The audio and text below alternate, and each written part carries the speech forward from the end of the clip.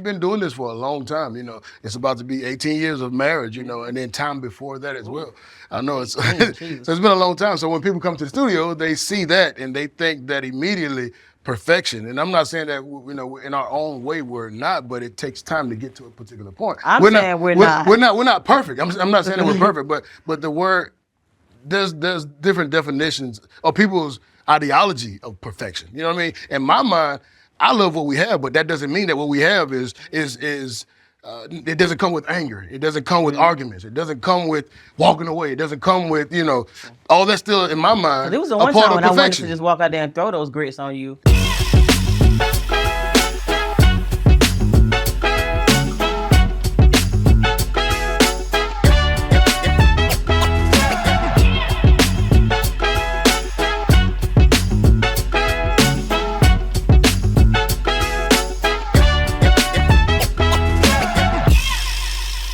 Welcome back to Heart Matters with James and Jessica Carter. We are so excited to have you all back yet again for another conversation. Tonight, see, I knew I was going to say tonight. It doesn't matter, baby girl. Okay, whatever. I keep saying it don't matter. Whatever, y'all. It's not tonight for y'all. It's the day for y'all. It's tonight for us because we're recording at night. But anyway, welcome back. Today, we're going to talk about the deception of perfection. One of the reasons why we chose this topic is because we get asked a lot, both of us. We get asked a lot, like, how do you guys keep everything so perfect? And, how do you never get angry with each other? Or, why? As a matter of fact, even our kid one time had the nerve to say, well, I just can't be perfect like you all. And I think that's something that is deceptive to a lot of people. They believe that just because everything looks good or we present a really great package, that there's never anything wrong with the package, that, we never go through anything, we never deal with anything. And that's not true. We've chosen to not allow the things that we're dealing with or the things that we're going through, we've chosen not to allow that to overtake our relationship or overshadow the love that we have for each other. I think we were talking earlier, even before we started recording today, you were talking about some of the things that you always hear in the studio when you have people coming through the studio. Yeah, so there was a time when my wife, she does this a lot. She comes in, she brings cookies.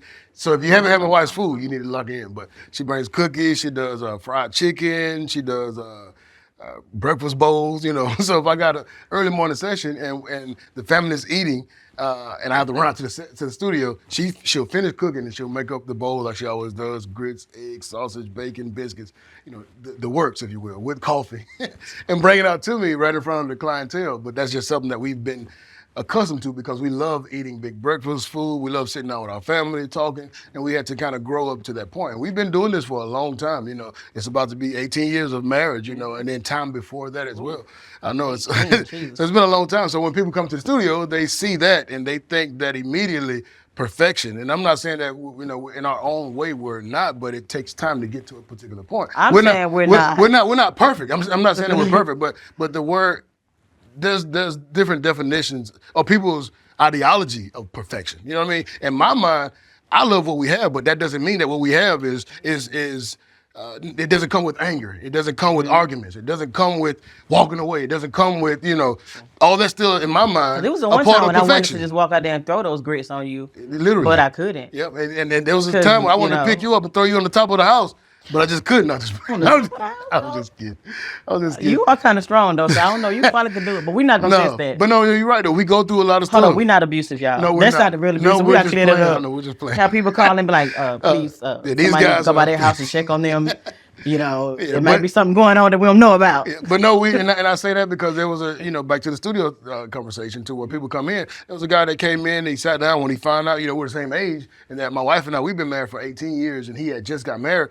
He wanted to have a counseling session opposed to having because it goes back to what I was saying, that the ideology of perfection. And I taught him a lot of stuff, but you have to grow to a point. And I remember when I was working. But hold on, but in that session though with that guy, the whole idea of wanting to do a counseling session is because, like you said, the interaction that we had, Yeah. like just a brief 5-minute interaction Exactly. between you and I, is that the statement of, man, I want what you got in. Mm-hmm. If only my wife could just understand on that level that your wife understands. And it's like you only got 5 minutes worth of conversation. Yeah, exactly. You don't get to see the background story. You get to see the highlight reels. You don't see the bloopers. Yeah. And that's that. Like social media definitely, Oh, I yeah. believe, That's a good definitely point. helps with the deception of perfection. Yeah. And I think a lot of the deception that comes with perfection is perception. You were saying earlier about how trying to shape the definition of perfection is different for different people. Yeah. And the way people perceive certain things creates a certain thought process for them. Like I perceive that you all are,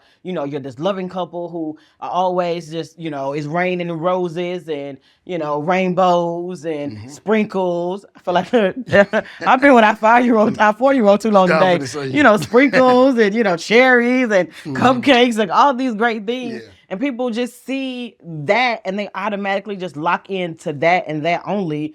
And I think it's because we've done a good job of knowing how to. Well, we talked last week about protecting each other. In the PTSD episode, we've done a good job of knowing how to protect each other. Yeah. And sometimes when we're protecting each other, it comes out as perfection because we don't allow our imperfections to be on display. Yeah. So it creates a false narrative sometimes to people, not like we're intending to be fake. It's just that some things just ain't your business. Yeah. But we want you to exactly. know though that despite what you see, we do have real issues that we have to deal with. Oh, like you yeah. said, there's sometimes when we really sometimes just be like, I don't like you. Yeah. I love you.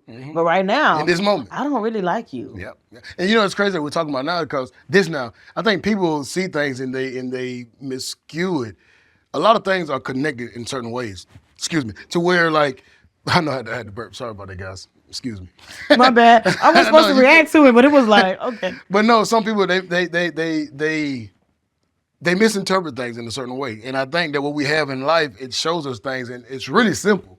And it takes time to see it. To where like when you're a kid, a child that's an infant, they don't understand certain things. And they got to stay and live and learn and be around friends, be around parents, be around brothers and sisters. They learn language. They learn how to walk. They learn how to talk. They learn math. They learn so many things. So it's that same concept when you get married. When you get married, it's the same. You're infant at the beginning. And then as time progresses and you get to, you spend more time around each other, you go out to eat, you laugh, you get angry, you get mad, all these things, you're just growing. It's growth as time progresses. So if you see someone else and their growth of 5 years, 10 years, 20 years, there's going to be a different level of wisdom that comes with those different levels of life, if you will, because of the things that they had to go through. And all of it is not always great, like we said, you know what I mean? But the more you go through together, we may have to talk about this on another episode, but the more you go through together, the relationship gets stronger. And as the relationships get stronger, the communication gets stronger, which means that as you get deeper and deeper, the wisdom gets stronger. So now people begin to see the exuding of who you are, and they think in their mind, that's perfect. It's not that it's perfect. You're just seeing the growth. Like you see a lot of growth in who we are. But I want to touch on that though, because you was like, we can do that in another episode. That's really what people see though. They see the wisdom. They see the understanding that you have for each other, that we have for each other after being together for over 20 years. We've been married for 18, almost 18. We've been together for over 20 years. So people who are just meeting us are, you're seeing 20 years of life experiences together. You've seen a process of perfection. Like we're not perfect. We're working our way toward perfection. And so in that, you're seeing that. And so you're not seeing, maybe you didn't get to see the times when like I was pregnant and mad and I was throwing your bowls of cereal. In the trash. I'm like, nobody's so serious in this house. I love I'm pouring the milk down the drain. She knew that was my everything. Thing. Exactly. No, like I was mad. Like people didn't see when I was acting crazy. Like, they're like, oh my gosh, she's so sweet. Like she's bringing you food. But now they didn't see when I was taking your food. Good times. But with that though, when people see that, they automatically assume that, everything has always been great. And that's where the deception comes in and makes people feel like I'm searching for that. And making them feel like I'm going to get that right off the bat. Like they don't see the process. Like, no, the way perfection can deceive you is by you thinking that this is just how it's going to always be. Maybe because every time you see us, this is what you see. But even now, after over 20 years of being together, it's not always what you get to see all the No, time. not Like at all. we still go through moments of Yeah. just give me my space. Wait, I'm gonna go in the studio and take a minute to get my thoughts together and let me just watch an episode of my favorite TV show. Then we'll come back together and we'll have a discussion. Like we still still real have people. moments like that. Yeah, we're still real people. We're still two different individuals. Exactly. We've grown together, but it doesn't change the fact that we're still two different individuals. Yep. But we're two individuals who committed to the process. I think earlier this week I was sharing with someone, the vows and sickness and in health, rich for poor, and to their do us part, as long as we both shall live. Yeah. We take those vows very seriously, and I think a lot of people, when they take those vows, we think about sometimes the health, richer. Yeah. We don't think about the poor, the sickness. You don't process that Those are part, so strong that times too understanding at that times. when you get through that, that's when you're actually going through the process that gets you toward being perfectly in a relationship. In order for you to get to that level of perfection, or what you perceive as perfection, where you guys can, not always want to cut each other's, neck off or whatever the case may be. We sound real violent. We just keep giving a lot of violent analogies, like, y'all pray for me, because I don't know. Like, I'm hearing myself. And I'm like, you a little bit violent. But it's all true. Have I always been violent? No, not as true that you're violent. I'm saying like it's true as in people go through certain things, and when you get into those darkest moments, when you come out of those dark moments, you don't. You see how you brought me back because I was about to get off topic. You good, No, that was real. You're good. I'm just saying like when you get into those dark moments, you don't understand how to. How those moments may have made you feel, because it's hard to get back into that thought process, or people don't want to go back to that, But those moments make the relationship what it is, which is, I wanted to talk about like my granddad and how, my grandmama, she recently passed. But before you get into that story, I do want to insert this with what you were saying though. Going through that gets you to the moments that you see where you think that this is the I've made it point. But in order to get to that point, you really have to go through. And I think it's great to say that before you talk about your grandparents. And you know what? Before I even get into the grandparents thing, no, because what you just said, I'm happy you said that, because there was times in our lives, and we talked, you guys have heard us talk about this, to where when we were separated, military had to separate it, and in those separations, I remember when I was in Iraq, and I thought to myself, I want the argue. If I can only have the arguing now, if I can only have the her throwing my cereal, if I can only have but you don't think about those things when you're in those young ages, or I say ages, but because I use that as an analogy. But when you're in the young phase of marriage, when you first get married, and that first 1 to 3 years, 1 to 5 years, and you get mad and you want to walk away, you want to give up, we go, because we went through that. Before we separated, we went through those things. But then when we actually got separated, and I was in Iraq all that time, I was just like, man, if I can only see her, if I can only touch her, if I can only argue for a moment, if I could all those things were in my mind. Everything that made our relationship, I thought about it. Like I thought about the good times, I thought about the bad times, I thought about and then when we came back together, it made the relationship at that time frame even stronger, because I really saw the relationship for what it was, and not just a marriage, but I saw our relationship. But in that, I think that's when you see how the whole idea of perfection is so worthless. It's so futile. It's like, I don't want perfection. I want you. Exactly. And that means if we got to go through a little bit here and there, that's fine, because just being with you makes everything perfect. Exactly. Like to miss the moments of, like you were just saying, the moments of arguing and fussing and whatever the case may be.